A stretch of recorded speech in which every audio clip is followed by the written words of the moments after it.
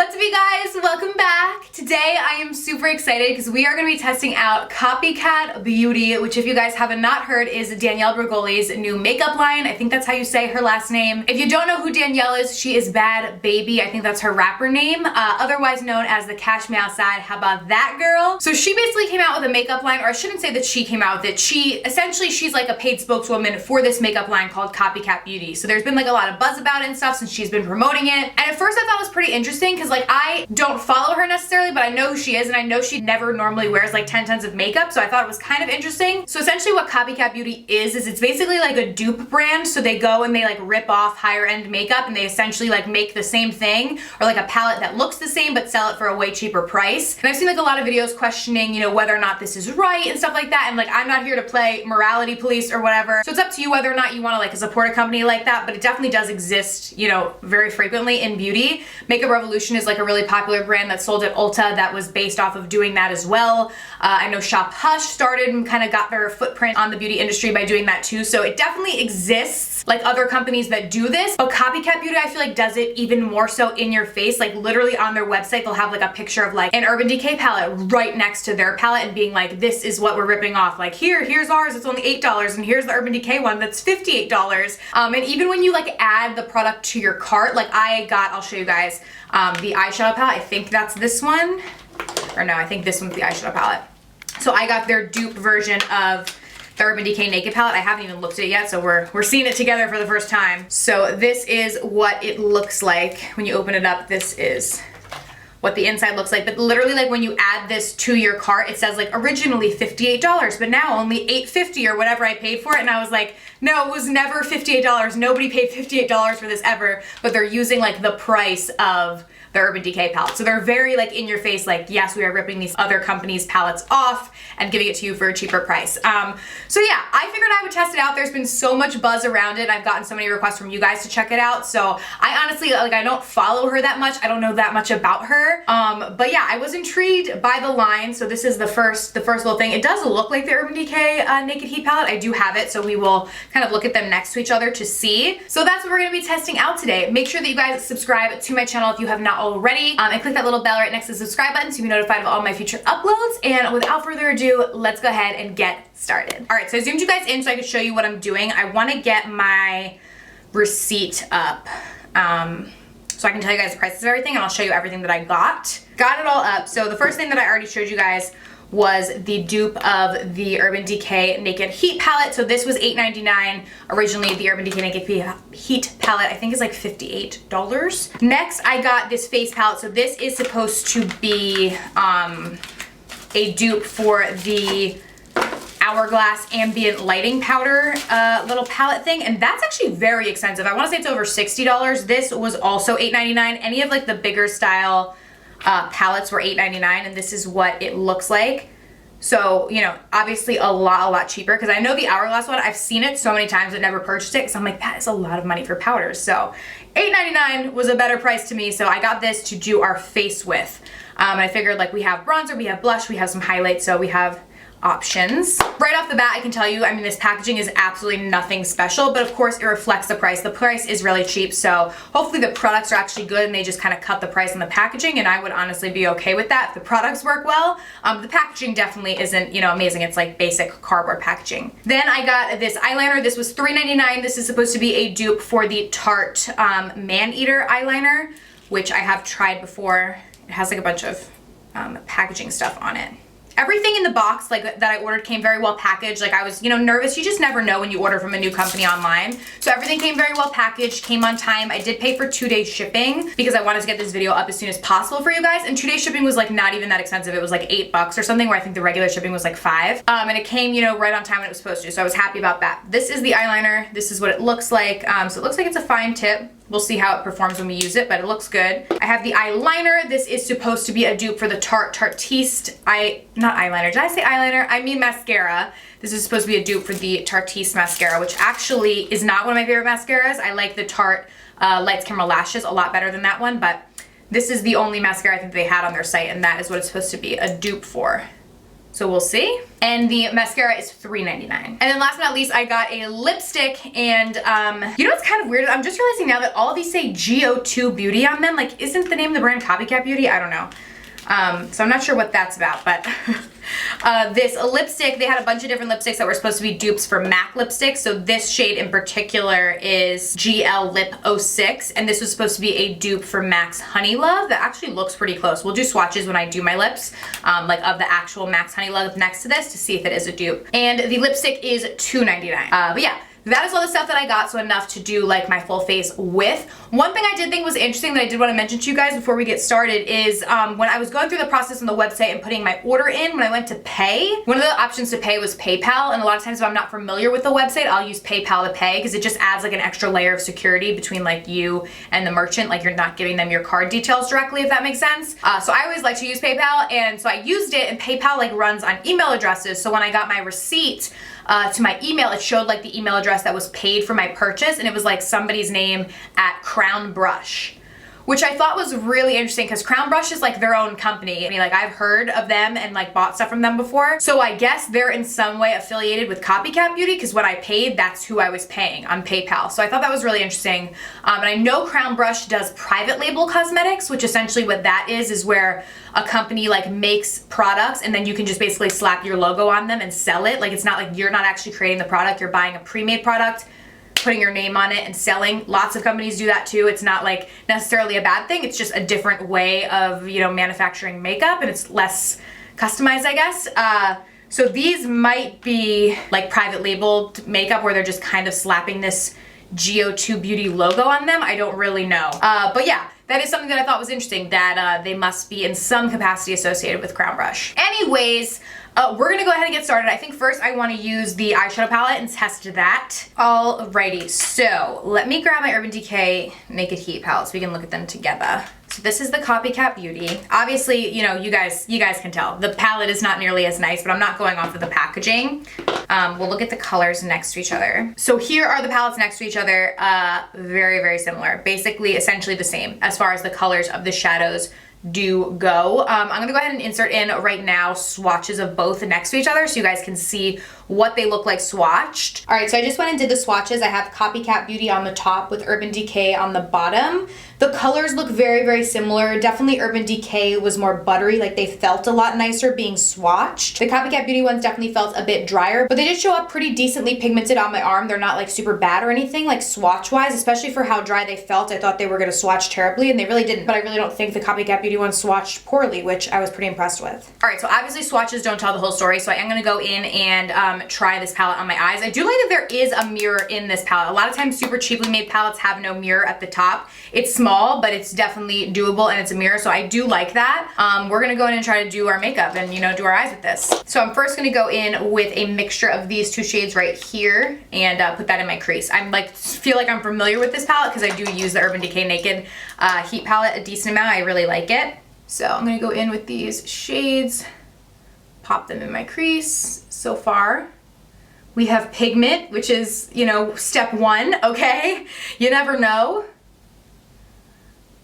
So I'm gonna just blend this out on my eye. It seems to be blending pretty well, and it's pigmented, so no problems there. Also on their website, they have dupes for all of like the Tarte lip palettes. They have Anastasia Modern Renaissance, a couple of like really, you know, high-end palettes that are very popular on their website, and they're all $8.99, I believe. Next, I'm gonna go in with this deeper kind of orangey shade in the crease to deepen it up. I am getting a decent amount of kickback on these shadows. Like, I don't know if you guys see when I put my brush in there. Like, you definitely do get, I don't know if it's in focus, but you get some kickback, but I'm not that worried about it, especially at the price point. So I'm just gonna go in with this. This one also seems to be pigmented. This is honestly working out better than I thought. I thought this stuff was gonna be crap. I have to be honest with you guys, I really did. I don't know, I didn't know what to expect. But it seems to be working pretty well. I did do a little research into ingredients. I don't know that much about ingredients of makeup, what's good, what's bad. The ingredients in this palette are very different than the ingredients in the Urban Decay palette, so they're not the same product. You know, like it's not like they're just taking the exact same eyeshadow formula Urban Decay uses and you know, just putting it into crappier packaging and selling it for way cheaper. That's not the case here. It is different formulations and stuff. I know the first two products in this were talc and then mica. Again, I don't know that much about chemistry and stuff with stuff like that. I think those are lower end ingredients, but again, I'm not 100% sure. So I don't, you know, don't quote me on that. So just gonna continue to blend this out. I will say that I do think the Urban Decay shadows are, you know, butterier. They're a bit easier to blend, but these aren't hard to blend by any means, and they are pigmented, so I really, you know, I can't say that this is a bad product at all. All right, now in the outer corner, I'm gonna mix a bit of these two together, more of the red, a little bit of this deeper shade, and put this in the outer corner, just to really deepen it up a bit. Ooh, this shade I'm getting a lot of fallout with. Like a lot underneath my eye right now. I'm gonna use a different brush with this. I feel like that wasn't working unless it's the shade, but we'll make sure. Maybe it's the brush. All right, this is working a little bit better. This shade I find to be a little, like this deeper shade is a little bit less pigmented than the other ones were. I'm gonna go in with a mixture of those two shades actually underneath the eyes as well. All right, I actually like the way this is like turning out. I don't have too many complaints so far. I'm gonna go in with this orangey shade, I think, right here, all over the lid. I am gonna spritz my brush with Fix Plus because that's normally what I do with the Urban Decay Naked Heat, so just doing the same thing. And gonna go in with this all over the lid.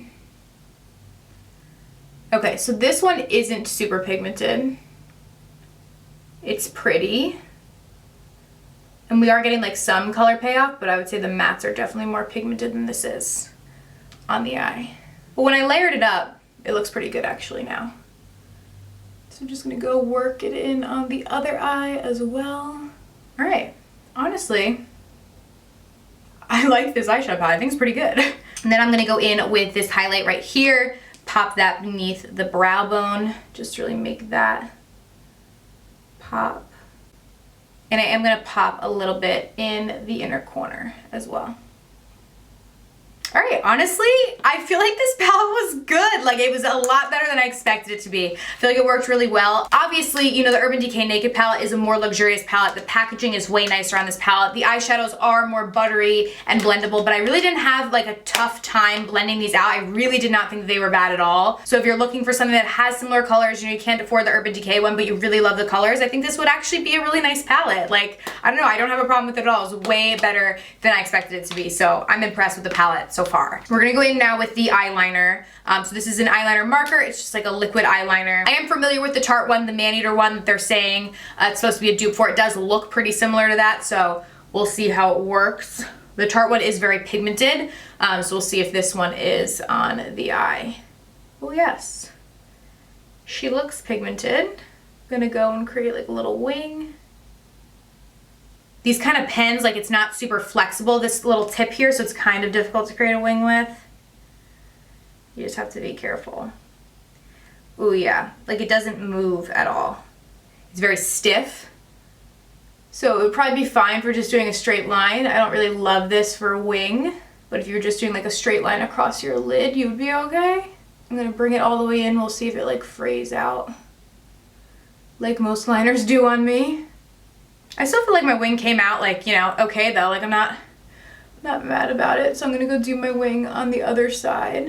All right, so far it actually has not frayed out in my inner corner, which I'm shocked about because it doesn't even really claim to be waterproof. So most of the time it's just like waterworks in my inner corner, but it looks okay right now. So not mad at it. Definitely very pigmented. It was easy to use aside from the fact that it was very stiff. So I don't think it's ideal for a winged liner, but if you're just doing like a straight line, I think you would be pretty good with this. For $3.99, I do think it was pretty good. Now we will go in with the mascara, and I'm just gonna run this on my lashes.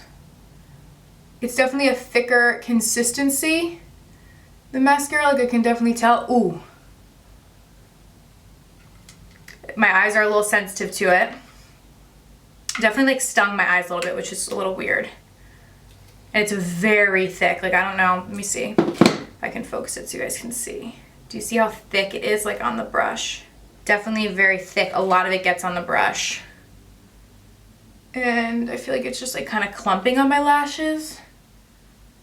I don't think I really like the mascara. I mean, it's picking them up pretty well, and now my eye's okay. But the initial, when I first put it towards my eye, definitely stung my eye a little bit, which makes me a little nervous. I'll probably take this eye look off after I film this because I don't know if my eye is sensitive to it. Well, yes, the same thing happening on this eye. It's not like a really strong sting, but it definitely is like stinging my eyes a bit. So I'm gonna stop with that. Mascara, not my favorite. I'm gonna finish out my lower lash line mascara. I'll just use a mascara that I know and love real quick. So no more of that. I don't like the mascara. I would not suggest that. I don't know if it's just my eyes being sensitive, but yeah, that didn't go over well, and that doesn't normally happen to me. So it's not like I have like super sensitive eyes. All right, moving on. We're gonna go into this palette. So this is supposed to be like the Hourglass Ambient Lighting Palette. Ambient, I think, I don't know. I'm not fancy. We're gonna go in with this shade right here as the bronzer first. These pans are definitely smaller than the Hourglass ones. I know for sure because I've looked at it in store like so many times. Gonna go in with a little bit more. Okay, this is really light. Oh my God, this does not feel nice at all. I wasn't expecting that. I mean, you do see it coming off on my finger. It's very hard and very like not nice feeling. These at all, actually. Oh my God, I'm sad. I thought this was gonna be good. I mean, the pigment is coming off of my fingers, but it definitely doesn't feel nice or buttery by any means. Okay, I'm sad. The eyeshadow palette was so good. So this face palette right now is not the tea. I'm gonna go in, we're gonna just, you know, do our best to make it work. I know the Hourglass product isn't supposed to be super, you know, like pigmented and stuff. It's supposed to be more natural, so maybe that's why this is, but they definitely didn't feel nice, like, to the touch at all. They felt like very dry. All right, that's that. Bronzer is not my fave. Moving on. I'll go in with this little pinky blush. It's very light. You can see it though, because it has like a sheen to it, which is actually very pretty. And that's what the Hourglass powders are supposed to be, like. So I don't mind it. It's just not my, you know, cup of tea necessarily. All right, now we're gonna do the highlighter, which I kind of feel like I'm gonna hate it, but we'll try it. I'm gonna mix both together. A little bit of both, put it on the cheeks. Okay. Yeah. This is not super pigmented. This is like not, this is not great. If you like really, really natural, maybe you'll like this, but it's not for me. Not for me. Now we have the lipstick. So I'm gonna do a swatch of this right next to MAC Honey Love, which is what it's supposed to be. So this is the Copycat Beauty, super pretty mauve-y shade. It is a matte finish, and then I'll do Honey Love right under it. Dang, pretty close. The Copycat Beauty one is a little bit darker and a little bit more purpley, where the MAC one is a little bit lighter and a little bit more pinky, but they're very, very close. So that's pretty cool. The MAC one definitely glided on my hand a lot easier. It is a matte formula, but the MAC matte formula is pretty good. So we'll see if this is like a really dry mess or not. Hopefully not. I do have some lip balm on my lips, so that'll hopefully help. I'll go in with this. Definitely feels a bit dry, but it's not overly, you know, crusty.